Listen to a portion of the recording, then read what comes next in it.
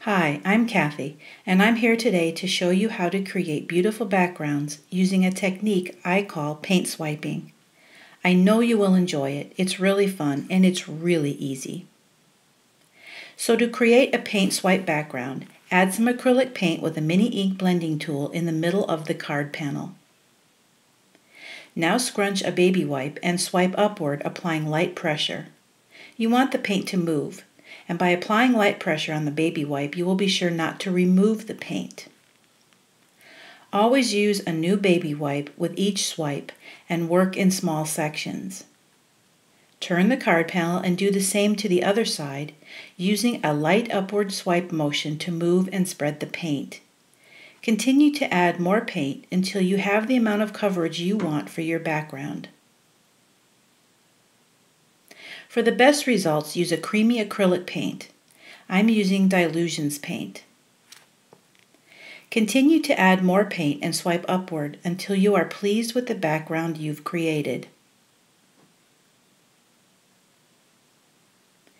I want a background with vibrancy, so I continue to add and swipe paint until I'm happy with the colors and the outcome.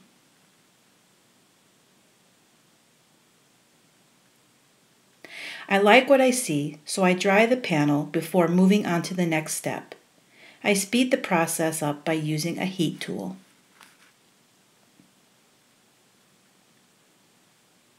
Now that the paint is completely dry, I add some stenciling to the background with the Dot Fade Mini Stencil and white embossing paste. I add the pattern to the sides and middle of the background. I'm applying a thin layer of paste. Some of the embossing paste ran over the side of the stencil in the middle of my background, so I remove it with my finger before it dries. When the embossing paste is completely dry, I make a mixture of black soot distress paint and water and use that to create splatters on my background. Using the splatter brush makes this process very easy. I continue to add splatters until I'm pleased with how it looks. I make sure to remove any remaining paint from flicking that may be on my fingertips, and I also remove the excess paint from the mat before moving on to the next step. Now I take the black soot paint and edge the panel, which creates some depth to the background and draws the eye inward. You want to allow this to completely dry before adding your focal point or other elements to your background.